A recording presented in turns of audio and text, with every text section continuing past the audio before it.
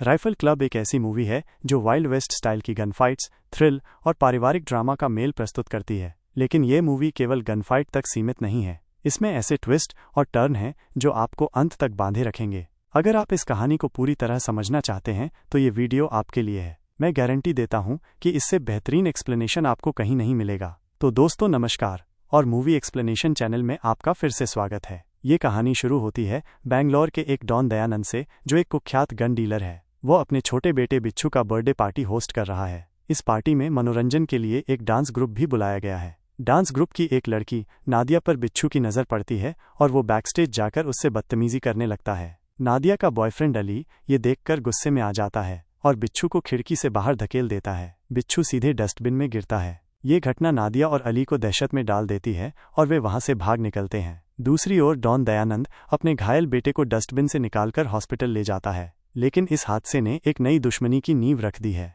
अगले दिन कहानी कन्नूर की ओर मुड़ती है, जहां हम एक सुपरस्टार शाहजन से मिलते हैं। शाहजन अपने फैंस के बीच पॉपुलर हैं और उनकी हर मूवी सुपरहिट होती है। उन्हें एक नई फिल्म बट्टू मुर्गन का ऑफर मिलता है, जिसमें गन फाइटिंग और एक्शन के लिए ट्रेनिंग की ज़रूरत है। उनके मैनेजर की सलाह पर शाहजन राइफल क्लब में शिकार और गन फाइटिंग की ट्रेनिंग लेने का फैसला करते हैं। राइफल क्लब वायनाड में स्थित है, एक ऐतिहासिक जगह जिसे पहले अंग्रेज़ों ने कब्जा किया था। बाद में टीपू सुल्तान ने इसे अंग्रेज़ों से छीनकर अपने कब्जे में ले लिया और यहाँ अपने सारे हथियार जमा कर लिए। टीपू सुल्तान के जाने के बाद ये जगह क्रिश्चियन समुदाय के पास आ गई और इसे सुल्तान बथेरे के नाम से जाना जाने लगा। राइफल क्लब पहुंचने के बाद शाहजन की मुलाकात क्लब के मेंबर्स और उनके परिवारों से होती है। क्लब के सेक्रेटरी आवरण उन्हें पुराने हथियार और क्लब की खासियतें दिखाते हैं। यहाँ हमें आवरण की पत्नी सिसिली, उनकी बहन और बहनोई गोजो और क्लब के अन्य सदस्यों से भी परिचय मिलता है। लोनप्पन, क्लब का एक फाउंडर जो अब व्हीलचेयर पर है, भी कहानी में अहम भूमिका निभाता है। राइफल क्लब की सबसे बड़ी निशानेबाज इफ्ती,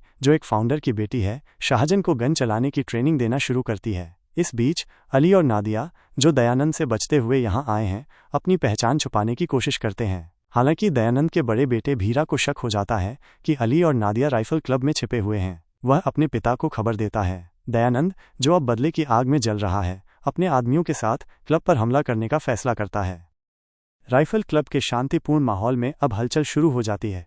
अली और नादिया, जो खुद को क्लब के कर्मचारियों के रूप में छुपाने की कोशिश कर रहे हैं, हर पल इस डर में जीते हैं कि कहीं उनकी असलियत उजागर न हो जाए। क्लब के बाकी सदस्यों को उनकी कहानी के बारे में कुछ भी पता नहीं है, लेकिन शाहजन का ध्यान कई बार अली की असामान्य हरकतों पर जाता है। इस बीच शाहजन और इफ्ती के बीच दोस्ती गहरी होती जाती है। इफ्ती को शाहजन का सरल और विनम्र स्वभाव पसंद आने लगता है और दोनों के बीच रोमांस की शुरुआत होती है। क्लब के बाकी सदस्य, खासकर आवरण और उनकी पत्नी सिसिली, शाहजन को इफ्ती के लिए एक अच्छा साथी मानते हैं। लेकिन जैसे जैसे दिन बीतते हैं, अली और नादिया की मौजूदगी दयानंद के बड़े बेटे भीरा के लिए एक गुत्थी बनती जाती है। वह अपने सूत्रों से पता लगाता है कि वे राइफल क्लब में छुपे हुए हैं। भीरा दयानंद को इस बारे में बताता है और दयानंद अब क्लब पर हमला करने की योजना बनाता है। दूसरी ओर शाहजन को ये एहसास होता है कि क्लब की गतिविधियों में कुछ असामान्य हो रहा है। क्लब के पुराने दस्तावेज और गनरूम की रहस्यमयी कहानियां उसकी जिज्ञासा बढ़ा देती हैं। एक रात वो इफ्ती के साथ गनरूम में जाता है, जहां उसे टीपू सुल्तान के समय के कुछ दुर्लभ हथियार मिलते हैं।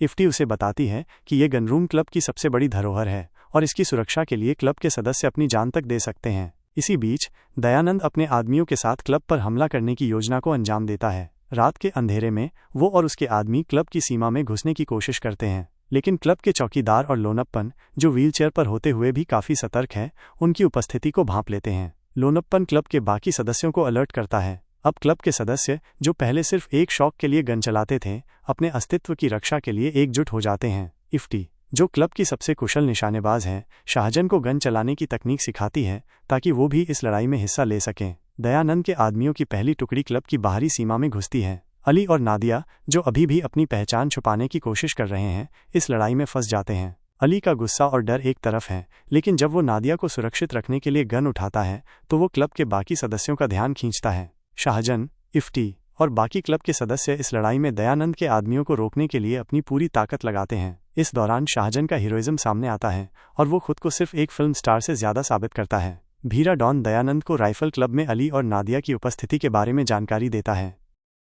दयानंद अपनी शक्ति और क्रूरता का प्रदर्शन करते हुए क्लब पर हमला करने का फैसला करता है। जैसे ही दयानंद अपनी टीम के साथ क्लब की तरफ बढ़ता है, क्लब के सदस्य शाहजन, नादिया और अली इस हमले के लिए रणनीति बनाते हैं। क्लब के अंदर तनाव बढ़ जाता है, लेकिन अली और नादिया मिलकर स्थिति संभालते हैं। अली, जो पहले भागने का सोच रहा था, अब अपनी बहादुरी दिखाने का निर्णय लेता है। क्लब में पुरानी बंदूकों और हथियारों का उपयोग करते हुए सभी सदस्य दयानंद और उसके आदमियों से लड़ाई करते हैं। लोनप्पन, जो व्हीलचेयर पर है लेकिन एक कुशल निशानेबाज है, अपनी पुरानी राइफल से एक के बाद एक दयानंद के आदमियों को हराता है। इफ्ती और शाहजन भी अपनी अपनी ताकत और बुद्धिमानी से लड़ाई में मदद करते हैं। लोनप्पन अपने परिवार और क्लब के लिए अंतिम लड़ाई लड़ने का निर्णय लेता है। वह अपनी कुर्बानी देकर क्लब के बाकी सदस्यों को प्रेरित करता है। उसकी बहादुरी अली और नादिया को अपनी जिम्मेदारियों को और भी दृढ़ता से निभाने के लिए प्रेरित करती है। डॉन दयानंद, जो क्लब की तिजोरी में छुपे खजाने को पाने के लिए आया था, अब अपनी जान बचाने की कोशिश करता है, लेकिन शाहजन और अली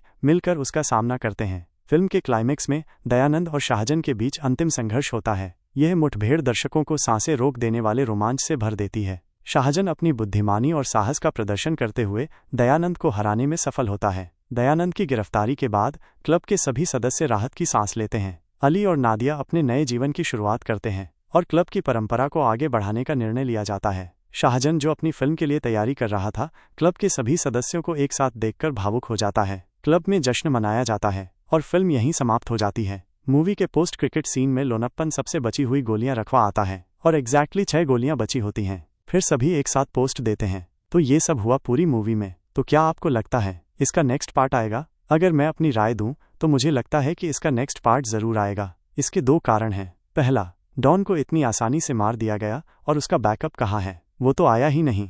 दूसरा कारण, वो तिजोरी का खजाना, मतलब आवरण ने जो बंदूकें छुपा रखी थीं, उनका भी कोई पता नहीं चला। तो शायद नेक्स्ट पार्ट में और भी ज्यादा फायरिंग और धमाका हो और हमें अंग्रेजों और टीपू सुल्तान की बंदूकें भी देखने को मिलें। आपकी क्या थ्योरी है? मुझे कमेंट सेक्शन में बताइए। आज के लिए बस इतना ही। हमारे साथ यहाँ तक बने रहने के लिए बहुत बहुत धन्यवाद। अगर वीडियो पसंद आई हो तो चैनल को सब्सक्राइब करना न भूलें। फिर मुलाकात होगी अगले वीडियो में। तब तक के लिए गुड बाय। Rifle club